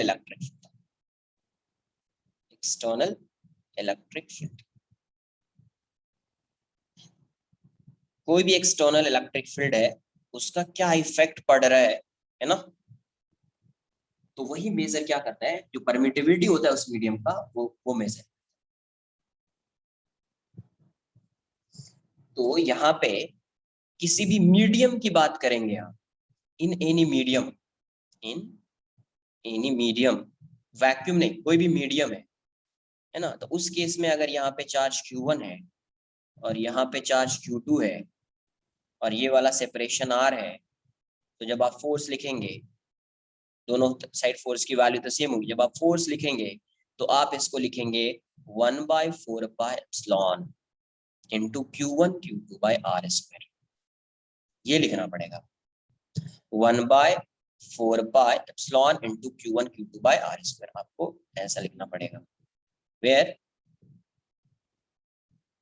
epsilon is permittivity of that medium, permittivity of given medium, जो भी मीडियम होगा उसकी परमिटिविटी है, उसकी क्या है ये परमिटिविटी। और इसकी जो वैल्यू होती है, ई की जो वैल्यू होती है, तो उसके लिए एक टर्म डिफाइन होता है ER, इसको बोलते हैं रिलेटिव परमिटिविटी, रिलेटिव परमिटिविटी। और इसी को बोलते हैं डाइलेक्ट्रिक कांस्टेंट। इस डाइलेक्ट्रिक्स को अपन डिटेल में पढ़ेंगे इलेक्ट्रो कैपेसिटर्स में। डाइलेक्ट्रिक कहीं कहीं पे आएगा ER, सिर्फ उतना समझ लेना कि क्या होता है, आगे डिटेल में पढ़ेंगे। डाइलेक्ट्रिक कांस्टेंट किस चैप्टर में, तो कैपेसिटेंस में। तो डाइलेक्ट्रिक कांस्टेंट या रिलेटिव परमिटिविटी, तो देखो जब भी रिलेटिव परमिटिविटी होता है, जैसे रिलेटिव डेंसिटी है, तो किसी भी मटेरियल की डेंसिटी किसके रेस्पेक्ट में मेजर करते हैं, relative density of any material क्या होता है, density of that material upon density of water, यही होता है ना, एयर के रेस्पेक्ट में काम मेजर करते हैं, वाटर के रेस्पेक्ट में मेजर करते हैं ना density, density of water at 4 degree Celsius. तो वैसे ही जो रिलेटिव परमिटिविटी होती है वो किसके रेस्पेक्ट में मेजर करते हैं, तो relative permittivity of free space, किसके रेस्पेक्ट में मेजर करते हैं, परमिटिविटी ऑफ फ्री स्पेस, हाँ वैक्यूम। तो ये हो जाएगा permittivity of that medium upon permittivity of free space. तो ये ER की वैल्यू हो जाती है। मतलब यहां से आप बोल सकते हैं कि जो एप्सिलॉन होगा वो ER इंटू E0 होगा। तो इस केस में आप फोर्स को लिख सकते हैं 1/4 pi epsilon naught into ER into Q1 Q2 by R square, Q1 Q2 by R square. इसका मतलब ये भी हो गया कि ER की वैल्यू वैक्यूम के लिए क्या होगी, ER की वैल्यू वैक्यूम के लिए क्या होगी, 1। अरे ये 1 हो जाएगी ना वैक्यूम के लिए। तो मतलब ER कहां से कहां तक वैरी करता है, तो ER जो वैरी करता है इंसुलेटर के लिए या वैक्यूम के लिए 1 होता है। और अगर कंडक्टर है, वो मीडियम जो है वो पूरा कंडक्टिव मीडियम है, कंडक्टर है, तो उसके लिए इंफिनिटी होता है। तो 1 से इंफिनिटी तक जाता है ये, ER varies from 1 to infinity. कहीं कहीं इसको K से भी डिनोट करते हैं, तो लिख लेना ER और K। बट के मैं इसलिए नहीं लिख रहा हूँ यहाँ पे क्योंकि ऑलरेडी अपन लिखते हैं F equals to K Q1 Q2 by R square, इसलिए मैं यहाँ पे K नहीं लिख रहा हूँ। K को लिखूंगा मैं जब कैपेसिटर्स में इसको यूज करूंगा, वहां पे K लिखूंगा। ER और K सिर्फ लिख लेना, ER और K। तो ये कैसा फील्ड है, ये कैसा फोर्स है, तो ये एक्शन रिएक्शन फोर्स है, कंजर्वेटिव फोर्स होता है। ये मीडियम पे डिपेंड करेगा, ग्रेविटेशनल फील्ड मीडियम पे डिपेंड नहीं करता, ग्रेविटेशनल फील्ड मीडियम पे डिपेंड नहीं करता था, बट ये मीडियम पे डिपेंड करेगा। साथ में किस लास्ट ये लिख लेना, जैसे मास होता है मैं M1, हाँ बस हो गया, ये एक बार रिलेट कर लो, M1 M2, फोर्स की वैल्यू क्या हो जाती है, G M1 M2 bye R square, यही होता है ना। मतलब क्या करना है, दोनों सेम है, क्या करना है आपको, G को किस से रिप्लेस कर देना है, 1K से रिप्लेस कर देना है, या 1/4 पाई एप्सिलॉन। अगर कोई मीडियम में है तो मीडियम हो जाएगा, या वैक्यूम है तो वैक्यूम हो जाएगा, इससे रिप्लेस कर देंगे। मास को किससे रिप्लेस करना है, M को Q से। G को किससे रिप्लेस करेंगे, K से। M को किससे रिप्लेस करेंगे, Q से। बाकी जितना फॉर्मूला पड़ा है सब वही रहेगा, सिर्फ प्लस माइनस का कुछ आएगा, क्योंकि प्लस माइनस चेंज होता रहेगा, बाकी फॉर्मूला वही रहेगा, एक्सप्रेशन वही रहेगा, उसमें प्लस माइनस चेंज होता रहेगा। क्यों चेंज होता रहेगा, क्योंकि चार्ज प्लस भी हो सकता है और चार्ज माइनस भी हो सकता है, चार्ज प्लस भी हो सकता है और चार्ज माइनस भी, नेगेटिव भी हो सकता है, बट मास हमेशा पॉजिटिव भी होता है, mass is always positive, charge में भी पॉजिटिव और नेगेटिव है ना। तो इसलिए जो एक्सप्रेशन आता है उसमें डायरेक्शन चेंज हो सकता है, वो आगे बताऊंगा किसके लिए चेंज होगा, क्या होगा, डायरेक्शन चेंज कर सकता है, बस यही होगा और कुछ नहीं होगा, ठीक है, देखेंगे अपन। तो यहाँ पे ये वाला भी साइड में एक बार देख लो, किसको किससे चेंज करना है, G को K या 1/4 पाई एप्सिलॉन नॉट। अगर वैक्यूम है तो ये मीडियम होगा, तो मीडियम की परमिटिविटी से चेंज कर देंगे, और मास को Q से, मास को Q से, ठीक है, कॉपी कर लिया इसको। नेक्स्ट लेक्चर में कुछ वो लिखेंगे कि डिपेंड्स ऑन मीडियम, वो सब कैसा फोर्स होता है, क्या होता है, और कुछ क्वेश्चंस करेंगे। तो एक बार रिवाइज करके, ये सब बिल्कुल बेसिक्स है। अब यहां से क्या होगा, पहले हाँ इन्फिनिटी है, 1 टू इन्फिनिटी, ये कंडक्टर के लिए होता है, ये किसके लिए होता है, कंडक्टर, कंडक्टर होगा ना तो ये इन्फिनिटी हो जाएगा, ये क्या हो जाएगा कि इन्फिनिटी, मतलब ER इन्फिनिटी हो जाएगा। यस, लीव कर सकते हैं, कॉपी कर लिया, लीव कर सकते हैं, आज के लिए इतना ही। नेक्स्ट लेक्चर में यहाँ से आगे कंटिन्यू करेंगे, एक बार रिवाइज करके आइए, ये सब बिल्कुल बेसिक्स है। कूलम्स लॉ से ये चैप्टर स्टार्ट होते हैं। कहाँ से? Coulomb's law. नेक्स्ट लेक्चर में कुछ क्वेश्चंस करेंगे और फिर देखेंगे इलेक्ट्रिक फील्ड स्टार्ट करेंगे।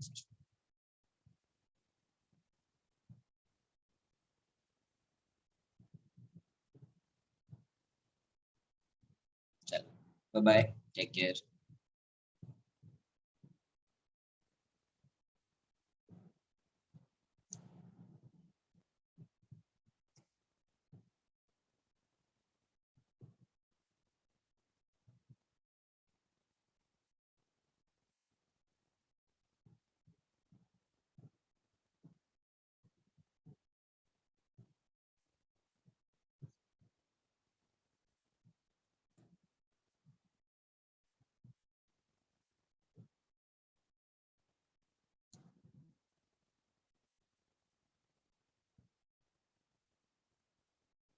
डन।